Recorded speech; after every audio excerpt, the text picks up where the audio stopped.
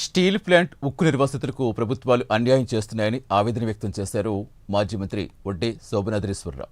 దశాబ్దాల పాటు ఉద్యమాలు చేస్తున్న వారికి న్యాయం జరగడం లేదన్నారు. అందుకే సుప్రీంకోర్టు మాజీ న్యాయమూర్తి జస్టిస్ గోపాల్ గౌడ వారికి మద్దతుకు పలికినట్టుగా తెలిపారు.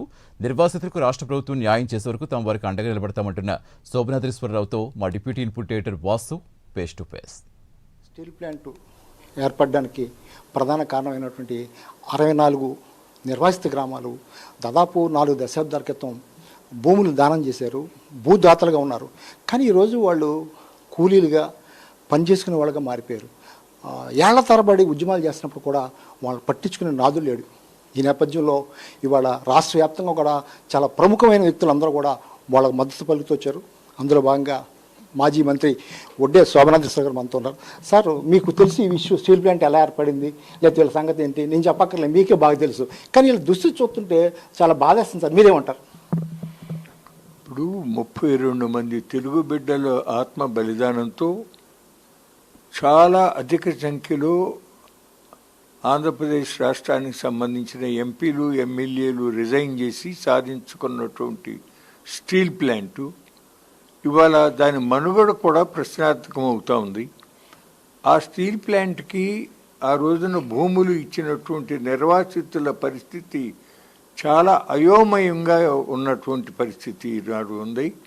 ప్రతి ఒక్కరికి కూడా, ప్రతి కుటుంబానికి కూడా ఉద్యోగం ఇస్తాము స్టీల్ ప్లాంట్లో అని చెప్పి ఆ రోజు వాగ్దానం చేస్తే వాళ్ళు ఆశపడి అతి తక్కువ, ఆ రోజుల్లో చాలా నామమాత్రం, అది 1700 రూపాయలు ఎకరం అంటే ఏముంది చెప్పండి. మరి అంత చేస్తే ఒక 8000 మంది భూములు ఇచ్చిన రైతులకి 6 కార్డులు ఇచ్చినా వాళ్ళకి ఉద్యోగాలు లభించని పరిస్థితి జరిగింది. పోనీ ఉద్యోగాలు ఇవ్వలేదు కదా అని చెప్పి ఏదైనా ఆర్థిక సహాయం అని ఇచ్చారంటే అది జరగల.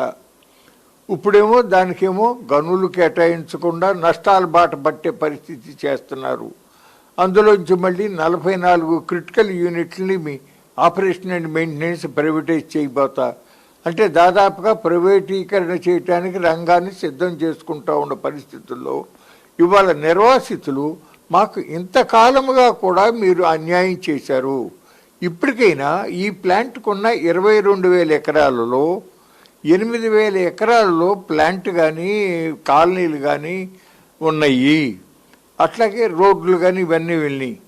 గౌరవనీయులు సుప్రీంకోర్టు మాజీ న్యాయమూర్తి గారు జస్టిస్ గోపాల్ గౌడ గారు ఎప్పుడూ కూడా ఆయన ప్రజల పక్షాన ఉన్నటువంటి వ్యక్తి. వెస్ట్ బెంగాల్లో అక్కడ టాటా నానో ఫ్యాక్టరీ పెడతామంటే ఇది పబ్లిక్ పర్పస్కి వ్యతిరేకం. 1894 చట్టం ప్రకారంగా ఇది పబ్లిక్ పర్పస్లోకి రాదు, ప్రైవేట్ కంపెనీకి ఇస్తానికి భూసేకరణ చేయడానికి వీల్లేదు అని చెప్పి ఆ సింగరూరు నందిగ్రామ్లో జడ్జిమెంట్ ఇచ్చినటువంటి గొప్ప వ్యక్తి జస్టిస్ గోపాల్ గౌడ గారు. వారు వాళ్ళ వైజాగ్లో ఆ నిర్వాసితులందరినీ అడ్రస్ చేసి వారికి మంచి సలహా ఇస్తానికి వారు రావటం జరిగింది. అట్లాగే ఈ ప్రాంతంలో కూడా అనేక చోట్ల మన రాష్ట్రంలో చాలా పెద్ద ఎత్తున బలవంతపు భూసేకరణలు జరుగుతున్నాయి.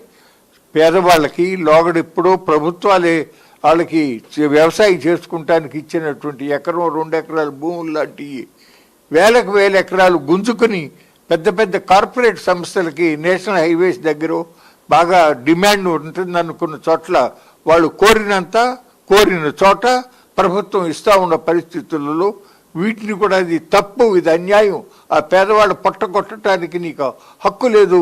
భారత రాజ్యాంగం ప్రకారంగా కానీ చట్టాల ప్రకారంగా కానీ వాళ్ళ భూములు తీసుకుని వాళ్ళని నిర్వాసితులు చేయటమో వాళ్ళని అక్కడి నుంచి తరలించడమో జరగాల్సిన పరిస్థితులు వచ్చినప్పుడు అనుసరించవలసిన విధి విధానాలు ఉన్నాయి.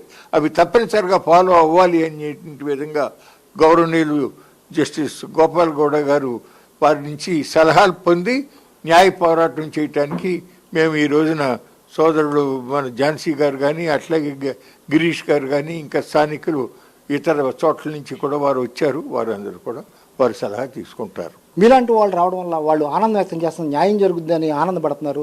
ఉద్యమ కార్యాచరణ ఏమన్నా ఉందంటారు?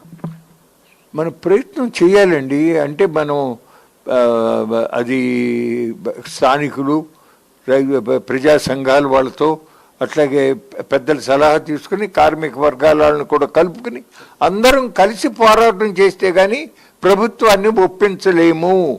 దానికి ప్రజల్ని అందరినీ ఐక్యత చేయాలంటే కొద్దిగా ప్రయత్నం చేయాలి, గట్టి ప్రయత్నం. ఇది మొత్తానికి ఐక్యమత్యంగా ఉద్యమం చేసి ప్రభుత్వంపై ఒత్తిడి తెచ్చి మొత్తం వీళ్ళందరూ కూడా న్యాయం చేసేందుకైతే కృషి చేస్తామని శోభనాద్రి కూడా చెప్తున్నారు.